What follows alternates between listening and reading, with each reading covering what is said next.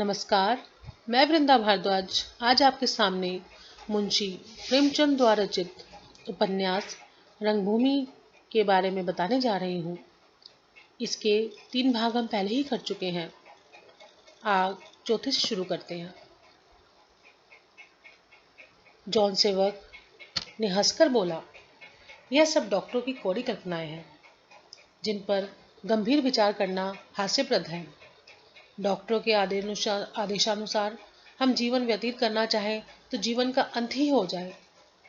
दूध में सिल के कीड़े रहते हैं, घी में चर्बी की मात्रा अधिक है, चाय और कहवा उत्तेजक है, यहाँ तक कि सांस लेने में भी कीटाणु शरीर में प्रवेश कर जाते हैं। उनके सिद्धांत के अनुसार समस्त संसार कीटों से भरा हुआ है जो हमारे प्राण लेने पर तुले हुए हैं। व्यवसायी लोग इन गोरख धंधों में नहीं पड़ते। उनका लक्ष्य केवल वर्तमान परिस्थितियों पर रहता है। हम देख रहे हैं कि इस देश में विदेश से सैकड़ों रुपए से सिगरेट और सिगार आते हैं। हमारा कर्तव्य है इस धन प्रवाह को विदेश जाने से रोका जाए। इसके बगैर हमारा आर्थिक जीवन कभी पनप नहीं सकता। यह कहकर उन्होंने कुंवर साहब को गर्वपूर्ण नेत्रों से देखा। कुंवर साहब की शंकाएं बहुत कुछ निवृत्त हो चुकी थी। प्राय वादी को निरुत्तर होते देखकर हम दिलेर हो जाते हैं। बच्चा भी भागते हुए कुत्ते पर निर्भय होकर पत्थर फेंकता है। जॉन सेवक निशंक होकर बोले, मैंने इन सब पहलुओं पर विचार करके ही यह मत स्थिर किया है और आपके इस दास को प्रभु सेवक की ओर इशारा करके इस व्यवसाय का वैज्ञानिक ज्ञान प्राप्त करने के लिए अमेरिका भेजा। मेरी कंपनी के अधिकांश हिस्से बिक चुके हैं, पर अभी रुपए नहीं वसूले हुए हैं। इस प्रांत में अभी सम्मिलित व्यवसाय करने का दस्तूर नहीं, लोगों में विश्वास नहीं, इसलिए मैंने 10 प्रति सैकड़े वसूल करके काम शुरू कर देने का निश्चय किया है। 1-2 साल में जब आशातीत सफलता होगी और वार्षिक लाभ होने लगेगा तो पूंजी आप ही आप दौड़ी आएगी। छत पर बैठा हुआ कबूतर आ की आवाज सुनकर सशंक हो जाता है और जमीन पर नहीं उतरता, पर थोड़ा सा दाना बिखेर दीजिए तो तुरंत उतर आता है। मुझे पूरा विश्वास है कि पहले ही साल हमें 25 प्रति सैकड़े लाभ होगा। यह प्रोस्पेक्ट है, इसे गौर से देखिए। मैंने लाभ का अनुमान करने में बड़ी सावधानी से काम लिया है। बढ़ भले ही जाए, कम नहीं हो सकता। कुंवर साहब ने बोला, पहले ही साल 25 प्रति सैकड़े कैसे? जॉन सेवक ने कहा, जी हाँ, बड़ी आसानी से। आपसे मैं हिस्से लेने के लिए विनय करता हूँ, पर जब तक 1 साल का लाभ दिखा ना दूं, आग्रह नहीं कर सकता। हाँ, इतना अवश्य निवेदन करूँगा कि उस दशा में संभव है हिस्से बराबर पर ना मिले। 100 रुपये के हिस्से शायद 200 रुपये पर मिले। कुंवर साहब ने कहा, मुझे अब तक एक ही शंका है और है, यदि इस व्यवसाय में इतना लाभ हो सकता है तो अब तक ऐसी और कंपनियां क्यों ना खुली? जॉन सेवक ने हंसकर कहा, इसलिए कि अभी तक शिक्षित समाज में व्यवसाय बुद्धि पैदा ही नहीं हुई है। लोगों की नस नस में गुलामी समाई हुई है। कानून और सरकारी नौकर के सिवा और किसी और निगाह जाती ही नहीं। 2-4 कंपनियां खुली भी, किंतु उन्हें विशेषज्ञों के परामर्श और अनुभव से लाभ उठाने का अवसर ही ना मिला। अगर मिला भी तो बड़ा महंगा। मशीनरी मांगने में 1 के 2 देने पड़ते हैं। प्रबंध अच्छा ना हो सका, विवश होकर कंपनियों को कारोबार बंद करना पड़ा। यहाँ प्राय सभी कंपनियों का यही हाल है। डायरेक्टरी की थैलियाँ भरी जाती हैं। हिस्से बेचने और विज्ञापन देने में लाखों रुपए उड़ा दिए जाते हैं। बड़ी उदारता और दलालों का परिणाम क्या है? डायरेक्टरी अपनी जेब भरते हैं, मैनेजर अपना पुरस्कार भोगता है, दलाल अपनी दलाली देता है। मतलब यह कि सारी पूंजी ऊपर की ऊपर उड़ी जाती है। मेरा सिद्धांत है, कम से कम खर्च और ज़्यादा से ज़्यादा नफ़ा। मैंने 1 कौड़ी दलाली नहीं दी, विज्ञापनों में की मद उड़ा दी। यहाँ तक कि मैंने मैनेजर के लिए भी केवल 500 रुपये ही वेतन देना निश्चित किया है। हालांकि किसी दूसरे कारखाने में 1000 सहज ही मिल जाते हैं। उस पर घर का आदमी। डायरेक्टर के बारे में भी मेरा यही निश्चय है कि सफ़र खर्च के सिवा और कुछ ना दिया जाए।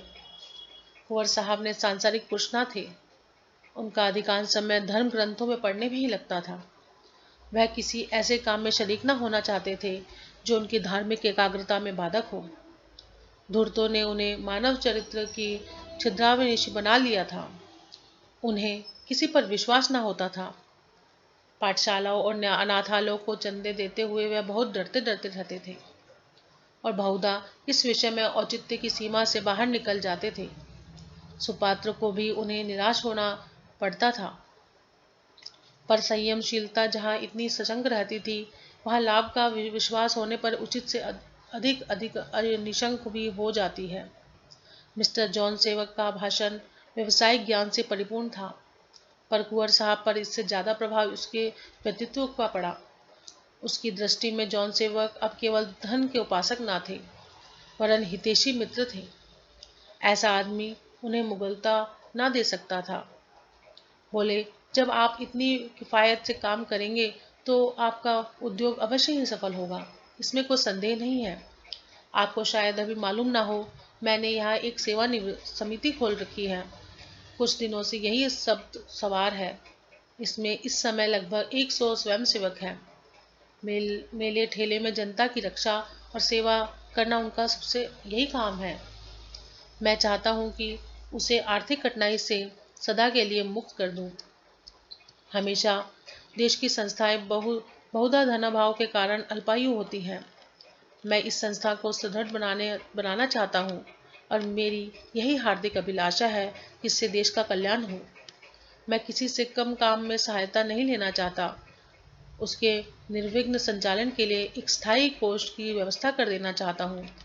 मैं आपको अपना मित्र और हित चिंतक समझकर पूछता हूँ, क्या आपके कारखाने में हिस्से ले लेने में मेरा उद्देश्य पूरा हो सकता है? आपके अनुमान में कितने रुपए लगाने से 1000 का मासिक आमदनी हो सकती है? जॉन सेवक की व्यवसायिक लोलुपता ने अभी उनकी सद्भावनाओं की स्थिर नहीं किया था। कुंवर साहब ने उनकी राय पर फैसला छोड़कर उन्हें दुविधा में डाल दिया। अगर उन्हें पहले से मालूम होता कि यह समस्या सामने आएगी तो नफा का तमना बताने से ज्यादा सावधान हो जाते। गैरों से चाले चलना श्रम में समझा जाता है, लेकिन ऐसे स्वार्थ के भक्त कम मिलेंगे जो मित्रों से दगा करेंगे। सरल प्राणियों के सामने कपट भी लज्जित हो जाता है। जॉन सेवक ऐसा उत्तर देना चाहते थे जो स्वार्थ और आत्मा दोनों को ही स्वीकार हो। बोले, कंपनी की जो स्थिति है वह मैंने आपके सामने खोल दी है। संचालन विधि भी आपको बतला चुका हूँ। मैंने सफलता के सभी साधनों पर निगाह रखी है। इस पर भी संभव है मुझे भूले हो गई हो। और सबसे बड़ी बात तो यह है कि मनुष्य विधाता के हाथों का खिलौना मात्र है। उसके सारे अनुमान, सारी बुद्धिमत्ता, सारी शुभ चिंताएं नैसर्गिक शक्तियों के अधीन है।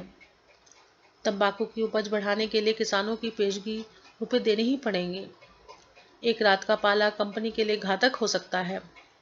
जले हुए सिगरेट का एक टुकड़ा कारखाने को खाक में मिला सकता है। हाँ, मेरी परिमित बुद्धि की दौड़ जहाँ तक है, मैंने कोई बात बढ़ाकर नहीं कही है। आकस्मिक बाधाओं को देखते हुए आप लाभ के अनुमान में कुछ और कमी भी कर सकते हैं। कुंवर साहब, आखिर कहाँ तक? जॉन सेवक ने कहा, 20 रुपये करोड़ सैकड़े समझिए। कुंवर साहब ने कहा, और पहले वर्ष? जॉन सेवक ने कहा, कम से कम 15 रुपये प्रति सैकड़े। कुंवर साहब ने कहा, मैं पहले वर्ष 10 रुपये और उसके बाद 15 रुपये प्रति सैकड़े पर संतुष्ट हो जाऊंगा। जॉन सेवक तो बोले, तो फिर मैं आपसे यही कहूँगा कि हिस्से लेने में विलंब न करें। खुदा ने चाहा तो आपको कभी निराश न होगी। 100 रुपये के हिस्से थे। कुंवर साहब ने 500 हिस्से लेने का वादा किया। बोले, कल पहली किश्त के 10,000 रुपये बैंक द्वारा आपके पास भेज दूंगा। जॉन सेवक की ऊंची से ऊंची उड़ान भी यहाँ तक ना पहुंची थी, पर वह इस सफलता पर प्रसन्न हुई।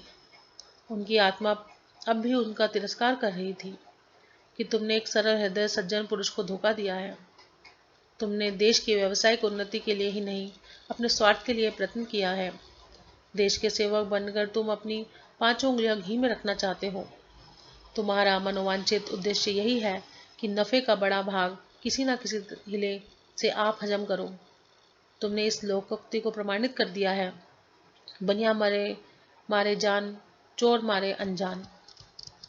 अगर कुंवर साहब के सहयोग से जनता में कंपनी की साख जम जाने का विश्वास न होता तो मिस्टर जॉन सेवक साफ कह देते, कंपनी के इतने हिस्से आपको नहीं दे सकती।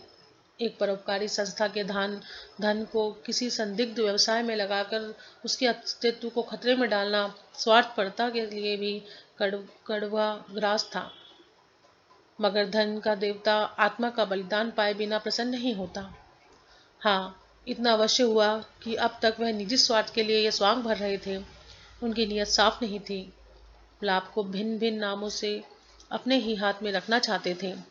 अब उन्होंने निष्प्रय होकर नेक नियति का व्यवहार करने का निश्चय किया।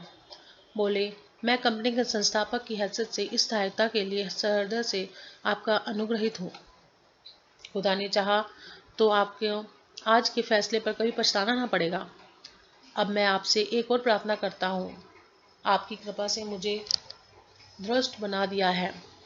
मैंने कारखाने के लिए जो जमीन पसंद की है वह पांडेपुर के आगे पक्की सड़क पर स्थित है। रेल का स्टेशन वहां से निकट है और आसपास बहुत से गांव हैं। रकबा 10 बीघे का जमीन का है। जमीन पड़ती पड़ी हुई है। हाँ, बस्ती के जानवर उसमें चरने आया करते हैं। उसका मालिक एक अंधा फकीर है। अगर आप उधार कभी हवा खाने जाएं तो आप उस अंधे को अवश्य ही देखा होगा। कुंवर साहब ने कहा, हाँ हाँ, अभी तो कल ही गया था।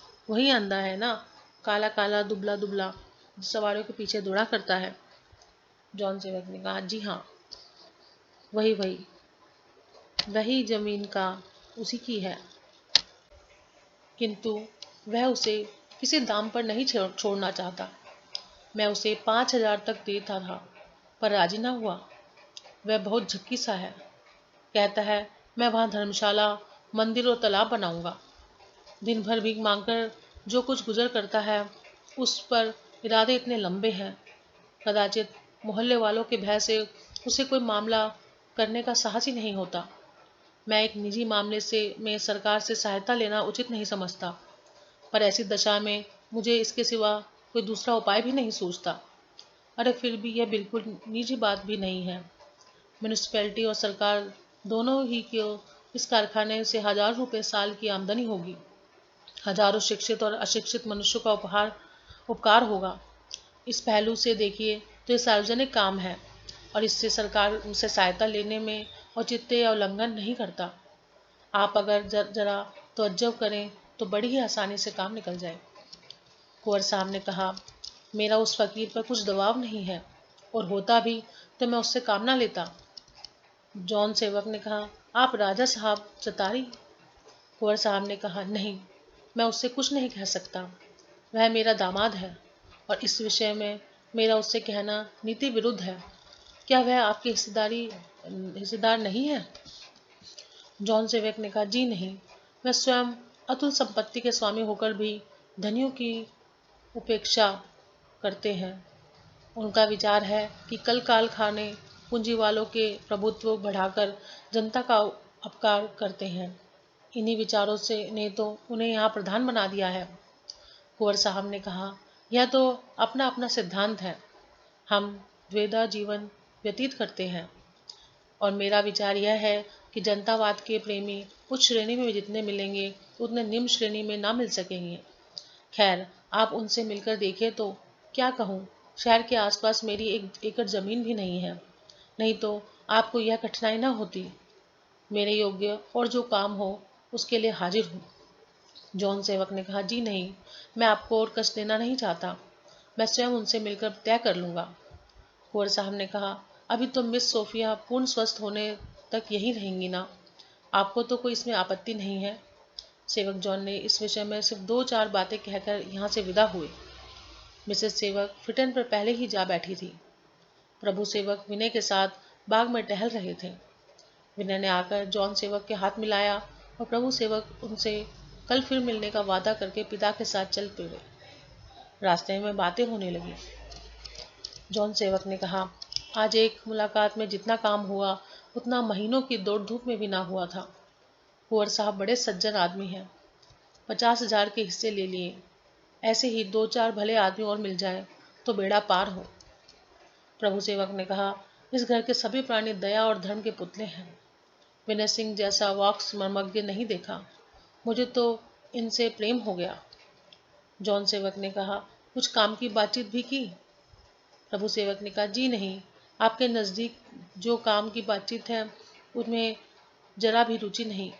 वह सेवा का व्रत ले चुके हैं और इतनी देर तक अपनी स्थिति की ही चर्चा करते रहे। जॉन सेवक ने कहा, क्या तुम्हें आशा है कि तुम्हारा यह परिचय चतारी के राजा साहब पर कुछ असर डालेगा? विनय सिंह राजा साहब से हमारा कुछ काम निकलवा सकते हैं।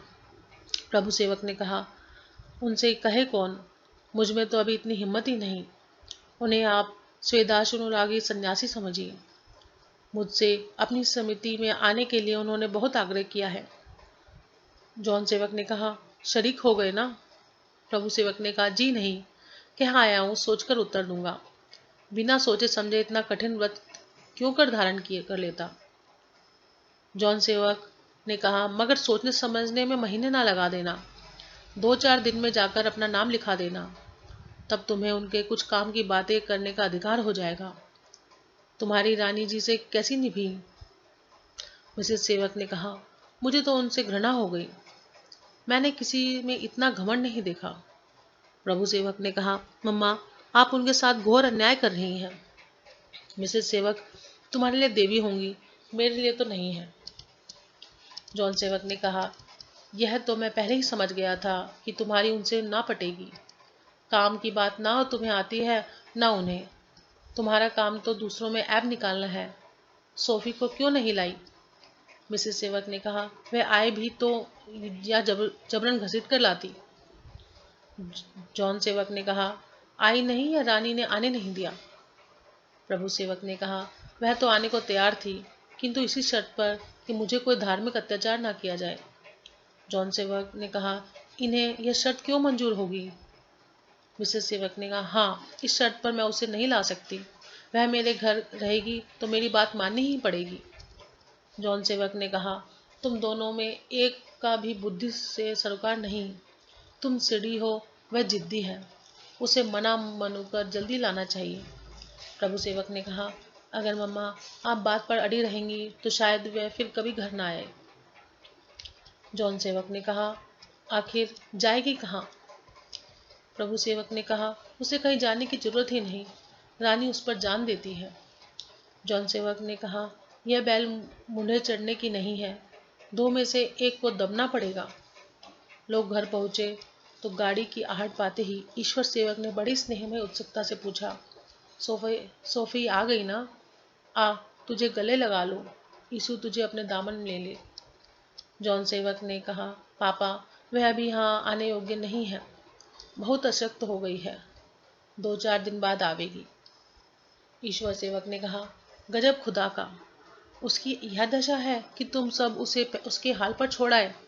क्या तुम लोगों में जरा भी मान सम्मान का विचार नहीं रहा? बिल्कुल खून सफ़ेद हो गया है। मिसेस सेवक ने कहा, आप जाकर उसकी खुशामद कीजिएगा तो आवेगी, मेरे कहने से तो नहीं आई। बच्ची हो तो गोद में उठा लाती।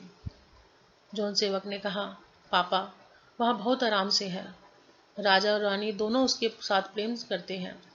सच पूछिए तो रानी ने ही उसे नहीं छोड़ा। ईश्वर सेवक ने कहा, कुंवर साहब से कुछ काम की बातचीत हुई? जॉन सेवक ने कहा, जी हाँ, मुबारक हो, 50,000 की गोटी हाथ लग गई। ईश्वर सेवक ने कहा, शुक्र है, यीशु मुझ पर अपना साया कर। यह कहकर वे फिर आराम कुर्सी पर बैठ गए। अगर आपको ये कहानी अच्छी लगी हो तो इसे लाइक और सब्सक्राइब जरूर कीजिएगा। बाकी हम अगले अध्याय में करेंगे। धन्यवाद।